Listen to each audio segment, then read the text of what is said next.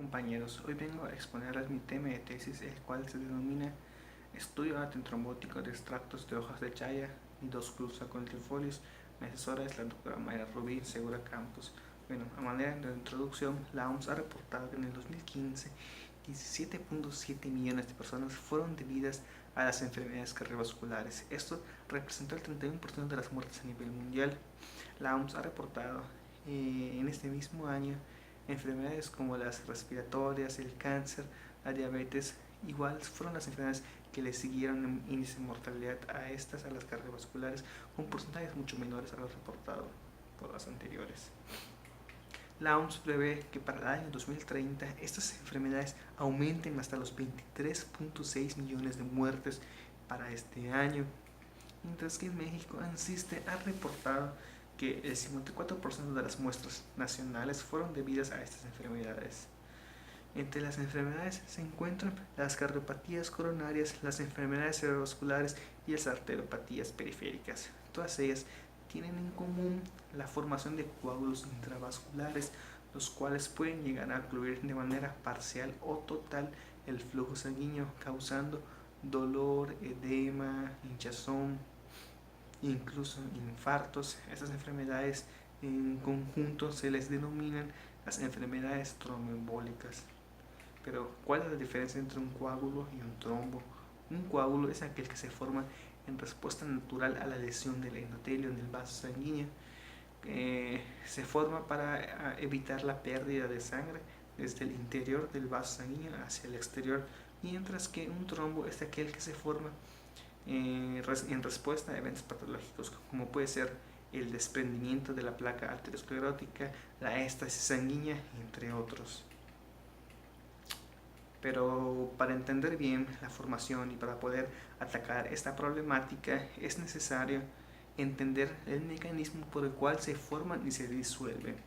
Son tres los mecanismos divididos en formación y la lisis del coágulo. En la formación, los mecanismos encargados de formar es la agregación plaquetaria y la coagulación sanguínea, mecanismos que trabajan de forma conjunta y simultánea, mientras que la fibrinólisis es el mecanismo encargado de disolver el coágulo. Sin embargo, en eventos trombóticos este mecanismo se ve disminuido. En la agregación plaquetaria, esta ocurre cuando, debido a la ruptura de la placa arteriosclerótica, el endotelio se lesiona y deja expuesta múltiples proteínas adhesivas, como puede ser el factor de von Willebrand, el colágeno.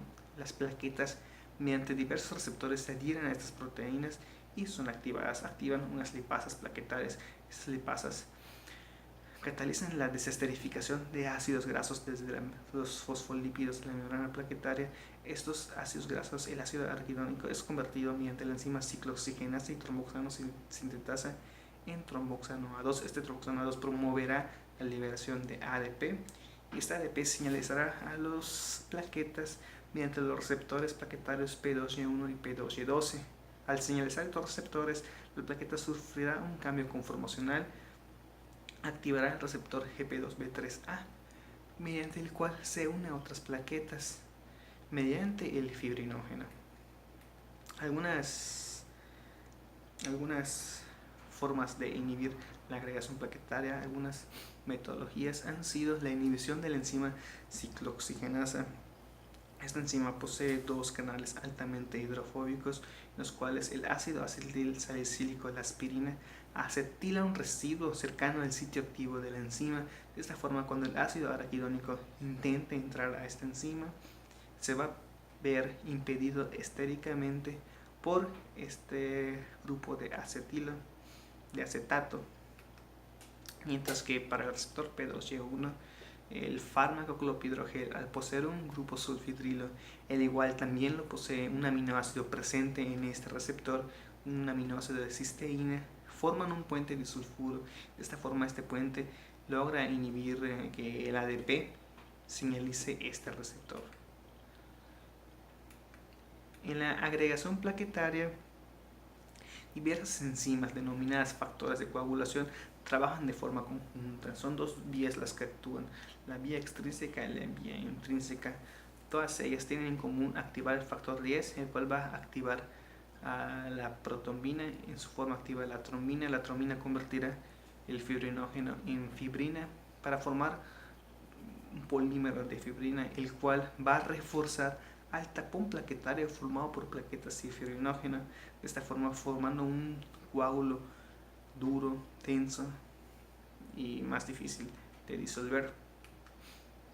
Algunos fármacos empleados para contrarrestar los efectos de la cascada de coagulación son el apixaban, el rivaroxaban, gimilgratam, dabigatran, los cuales tienen como función inhibir a enzimas específicas de la cascada de la coagulación, como puede ser el factor 10 y la enzima trombina.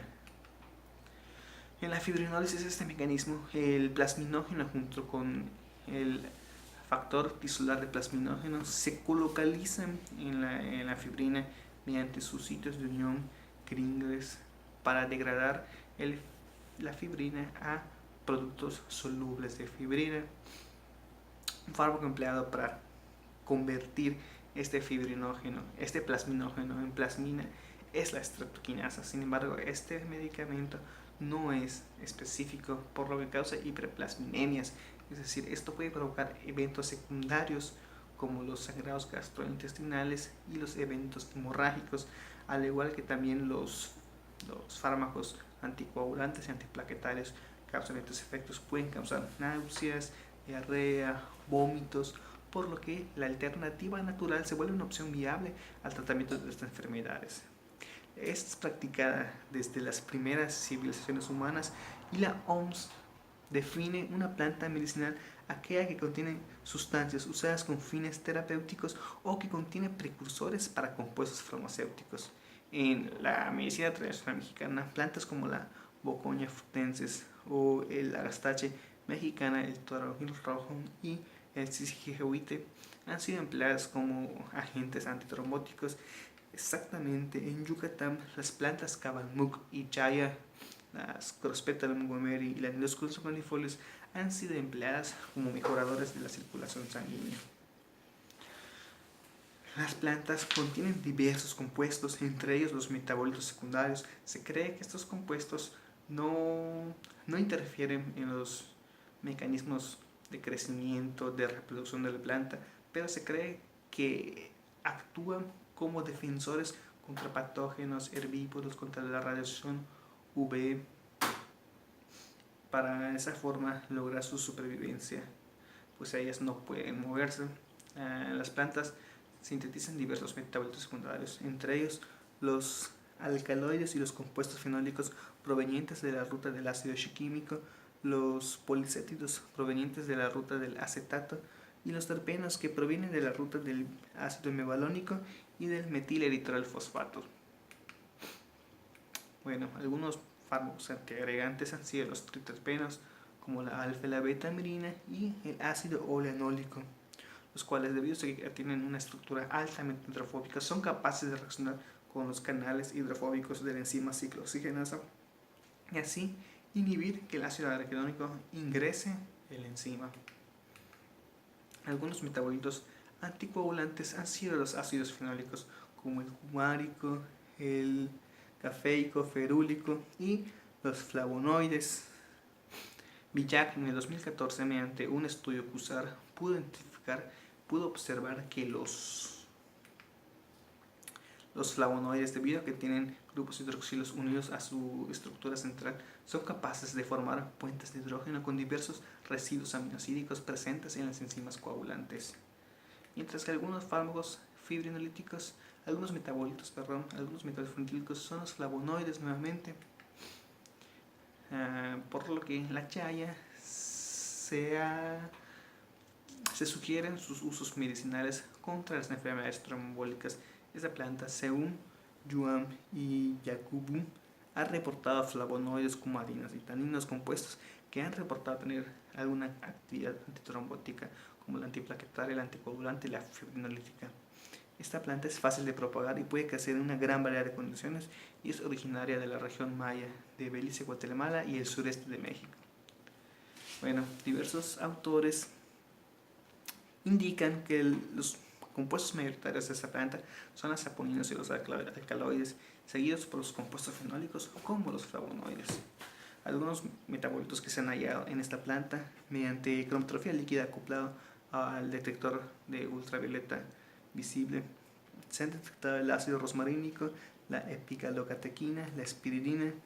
Mediante la cromatografía líquida acoplado a UV visible, pero en un extracto etanólico, se han reportado la eucaliptina, la cumarina fraxetina y la espilodina. Mediante cromatografía de gas acoplado a masas de un extracto etanólico, se identificó compuestos del tipo apolar, terpenos, como puede ser el borneol, el óxido de beta-cariofileno, el copaeno y la alfa-beta-mirina.